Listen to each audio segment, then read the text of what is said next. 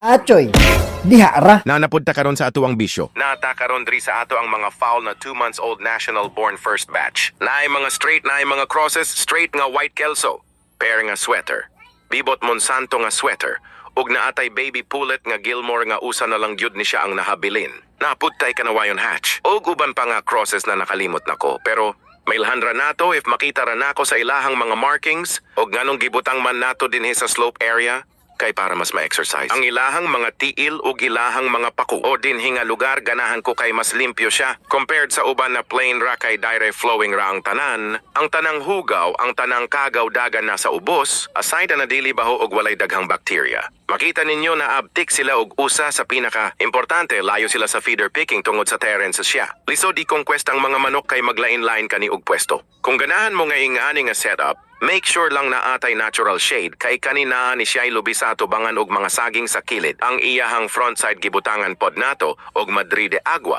para pagpugong sa mga yutang nga mo slide. Ang mudagan sa ubos mapugngan ra og dapat lang pod sigurado nato na butangan o ligon. Nahaligi para dili mayano og sud sa mga predators like ireng, eru o mga bitin. Dagahang salamat o maing adlaw natong tanan.